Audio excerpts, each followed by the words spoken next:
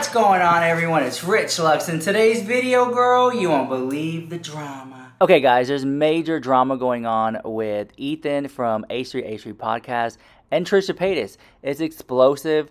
People are quitting. There's allegations thrown around. There's money and percentages, and there's crying. And honestly, it kind of just looks like a big mess. Receipts are coming in as we speak. Trisha Paytas has now posted 3 videos explaining her side of the story, and honestly, Ethan Klein posted a short clip of how he feels about it. So let me go ahead and roll that for you. It's like with Trisha, she puts me in these tough situations where it's like I'm losing no matter what. She can say whatever she wants, what she puts out publicly, and then if I just sit and take it, everything's distorted, and if I say anything, then I'm the bad guy for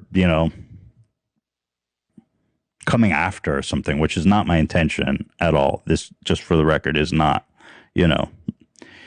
so listen, I don't know what more humanly I could have done to prevent this from happening. Like, I don't know what humanly more I could have done. I feel like I have tried to accommodate her in every possible conceivable way, to make this as comfortable, as equitable. I've been as fair as possible in terms of like money, creatively and stuff. She disagrees with that. So there's some things that I guess I want to correct. And since we're not doing this show, she's going to put stuff out there and we're not sitting next to each other for me to be able to say like, well, no, this is what actually happened. Now she keeps going on about how there's creative differences with her and the crew. That was something she keeps talking about. And so the day after we shot, after we had like broken up, we had a conversation for the first time ever about her wanting to hire new staff that she would look for and hire to work on Frenemies. That was the first time we had ever discussed that. And after talking it out with her, I agreed. I said, okay, we can, what?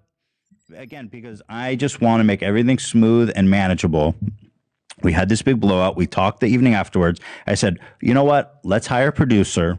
You tell me who you want to hire, and I'll hire him. And he can work on some of the more complex ideas that you have, because she has ideas like, oh, let's do ribbon dancing. And it's like, okay, well, that's a fun idea. I agree. It's a cool idea. But like actually executing it, finding the spot. Now, Trisha Paytas, of course, responded and has a lot to say about it, but so many of you guys have been sending me messages in my DMs on Instagram, on Twitter, even in the comment section of my last YouTube video. You guys have a lot to say about this Trisha Paytas and the H3H3 drama, and it almost seems like Trisha Paytas, in a way, is self-sabotaging. She can be, I guess, a little bit, and I think a lot of people are just maybe seeing it now because it's happening so public. And that's okay, because so many people have that inner saboteur. I know I've had an inner saboteur, and I would self-sabotage things in the past. But as you grow older and you become more wiser, you kind of know to listen to that voice in your head. And you're like, hey, no, wait a minute. I am good, or I do deserve this, or I am worthy of good things. I am worthy of good people around me. And I think Trisha is just dealing with that self-saboteur internally, and I wish her the best. I mean, so many people want to drag her or be all upset about it, but truthfully, like when someone is going through something like this, the best thing to do is to show them love and care and get them through it. I mean, this whole cancel culture thing really doesn't do anything for the person.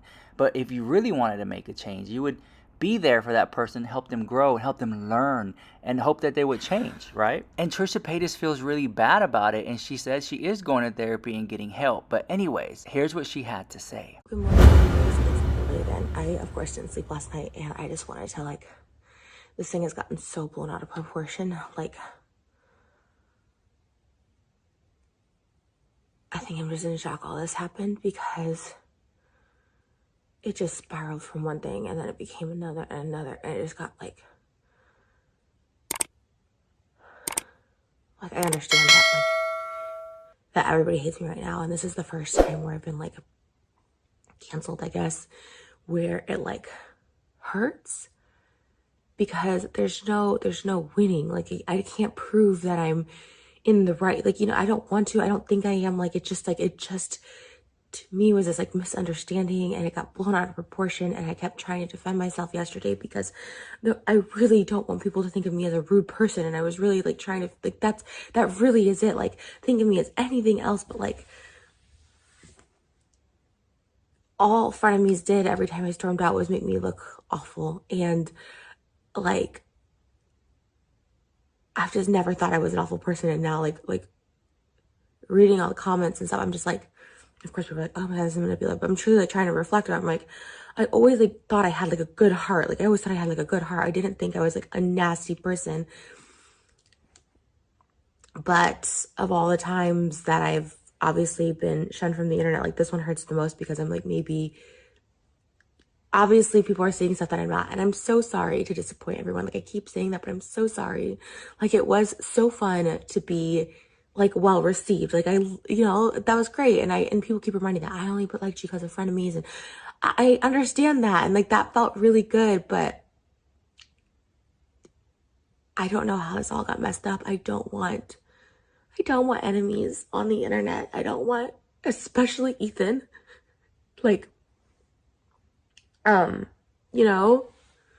I feel like it's obviously shown now. I just look like this person who just is unstable time and time again, and people kick me out time and time again. And like it's obviously like a pattern. Like, I'm not trying, and I'm this is probably gonna come off so wrong, and more people are gonna hate me. I was a fan of you because Ethan put up with you, and now that he's not putting up with you, no, I'm out, and that's fine. And at this point, it's like, I'm not trying to convince people like me. I'm not trying to convince anything. I just really need to clarify something that people still are not getting. The H3 employees have nothing to do with frenemies as far as our 5% salary. The 5% thing. Yes, Ethan gets an extra 5% from the main channel, but he also gets 100% of the highlights. So technically 105%. And the highlights make a shit ton of money. I add up the views of our frenemies highlights. I'm not talking about the H3 highlights, of our frenemy highlights. And that's like, it's literally probably half of what we make. It's a lot. I would guess anywhere from $50,000 to like $80,000 like a month. Like, that's just a guess. I don't know. I don't see the numbers. I never do. And I've always been fine with that. I don't ask for more money. Even now, I don't ask for more money. And the whole reason the 5% and the 105% thing is brought up in regards to employees is because, like, he's like, oh, it's going to go towards employees. And then the other part was towards production costs. Like, do you guys think that like all of frenemies just pays for the H3 employees? No, obviously H3 also pays for that in some way. They've been around way before frenemies, and they'll be around long after frenemies is over. Like, so for people to be like, wow, she's talking about their salary. I'm not. I was saying, if our money is for production costs and employees, like, I would love to have a say in a new hire, like for frenemies to benefit, because I've been saying for so long. Some people are like, if you can produce it, then why haven't you? It's like, because we don't, like, there's no frenemies producer. They work for Ethan. They work for H3. That's their priority. And what Ethan says goes. Like, nothing's run by me or anything like that. And like I said, now everyone's like saying, well, it is the H3 show and it is their show. And I was like, okay, that's fine. And I'm getting that now. But like, the last thing I am is disrespectful to crew, staff. And like, that is my number one, which is why, like, and it wasn't a surprise. I guess the video maybe was a surprise, but I did tell Ethan last night when he like said the crew was not happy with me because one of their girlfriends was hired and they were both there. The boyfriend and the girlfriend were there. It's normally just Dan, me, and Moses, but the boyfriend and the girlfriend were there, and he was upset because it was the girlfriend's idea to do the Q&A. Okay, so there you have it. That was the Trisha Paytas and the H3H3 podcast drama. These are a couple of comments that stuck out to me the most when I was trying to get some information on the drama. So many of you guys had so much to say about it. Even Trisha pinned it on her last video, basically talking about it even more. And I don't know what's going to happen. You know, I don't know if Trisha Paytas will get angry or upset and then start talking about H3H3 podcast and Hila and Ethan Klein and all that stuff, because sometimes she gets upset. She does tend to make several TikToks and several videos, but in this case, I do think that she feels like she did something wrong. I think that she feels she's like no one is in her corner, and I think a lot of people are because they want her to learn and grow. But most importantly, maybe she can see where she might have went wrong, or maybe she feels like she didn't do anything wrong at all. But most importantly, what do you guys think about all this drama in the comments down below?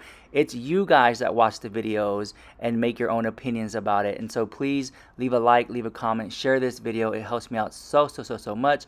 Leave a like, leave a comment, be subscribed, and I'll see you guys in my next video. Bye, love you so much.